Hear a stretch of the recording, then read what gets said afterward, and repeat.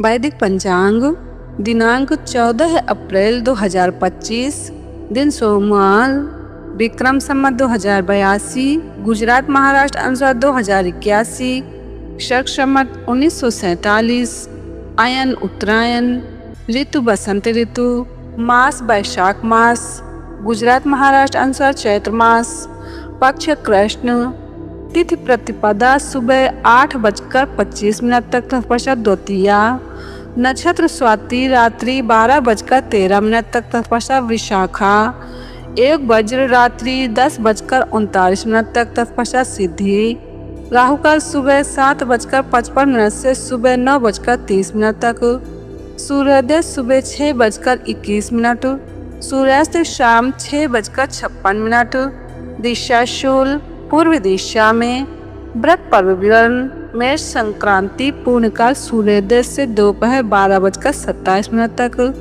विशेष प्रतिपदा को कुष्मांड कुम्हड़ा पेठा न खाएं क्योंकि यह धन का नाश करने वाला है। ब्रह्म पुराण ब्रह्मखंड वैदिक पंचांग व्यक्तिपात एवं 15 अप्रैल 2025 मंगलवार को रात्रि 11:23 से 16 अप्रैल बुधवार को रात्रि 12:19 तक व्यतिपात योग है। व्यतिपात योग की ऐसी महिमा है कि उस समय जप पाठ प्राणायाम माला से जप या मानसिक जप करने से भगवान की और विशेषकर भगवान सूर्य नारायण की प्रसन्नता प्राप्त होती है। जप करने वालों को व्यतिपात योग में जो कुछ भी किया जाता है उसका 1 लाख गुना फल मिलता है। वराह पुराण में ये बात आती है व्यतिपात योग की। वैदिक पंचांग वैशाख मास, वैशाख हिंदू धर्म का द्वितीय महीना है। विशाखा नक्षत्र युक्त पूर्णिमा होने के कारण इसका नाम वैशाख पड़ा। उत्तर भारत हिंदू पंचांग के अनुसार वैशाख मास प्रारंभ हो चुका है। गुजरात एवं महाराष्ट्र अनुसार अभी चैत्र मास चल रहा है। वहाँ पर 28 अप्रैल सोमवार से वैशाख मास प्रारंभ होगा। वैशाख मास पूर्णकारी श्री विष्णु जी को अत्यंत प्रिय मास है। वैशाख मास का एक नाम माधव मास भी है। इस मास के देवता मधुसूदन हैं। मधु दैत्य का वध होने के कारण उन्हें मधुसूदन कहते हैं। विष्णु सहस्र नाम दुस्वप्ने स्मर गोविंदम संकटे मधुसूदनम। मधुसूदनम के अनुसार किसी भी प्रकार के संकट में श्री विष्णु जी के नाम मधुसूदन का स्मरण करना चाहिए।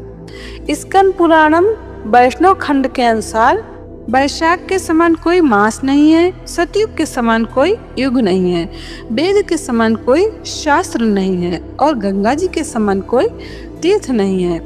पद्म पुराण पाताल खंड के अनुसार जैसे संपूर्ण स्त्रियों में पार्वती, तपने वालों में सूर्य, लाभों में आरोग्य लाभ, मनुष्यों में ब्राह्मण, पुण्य में परोपकार, विद्या में वेद, मंत्रों में प्रणव, ध्यानों में आत्मचिंतन, तपस्या में सत्य और स्वधर्म पालन, शुद्धियों में आत्मशुद्धि, दानों में अभयदान तथा गुणों में लोभ का त्याग ही सबसे प्रधान माना गया है।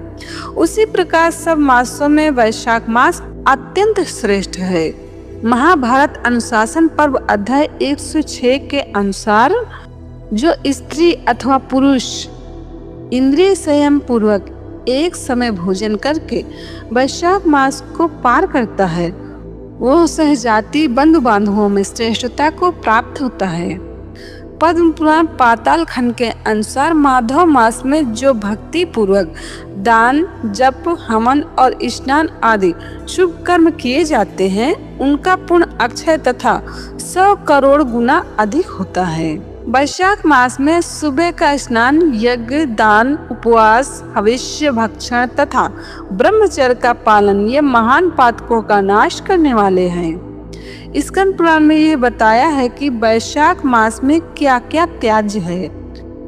वैशाख में तेल लगाना, दिन में सोना, कांस्य पात्र में भोजन करना, खाट पर सोना, घर में नहाना, निषिद्ध पदार्थ खाना, दोबारा भोजन करना तथा रात में खाना, इन 8 बातों का त्याग करना चाहिए। शिव पुराण में वर्णन है वैशाख में भूमि का दान करना, ब्रह्मवेद पुराण के अनुसार वैशाख मास में ब्राह्मण को सत्तु दान करने वाला पुरुष सत्तु कण के बराबर वर्षों तक विष्णु मंदिर में प्रतिष्ठित होता है।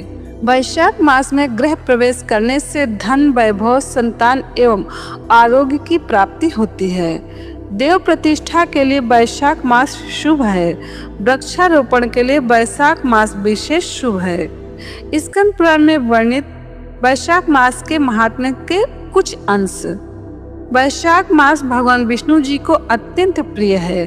वैशाख मास माता की भांति सब जीवों को सदा अभीष्ट वस्तु प्रदान करने वाला है।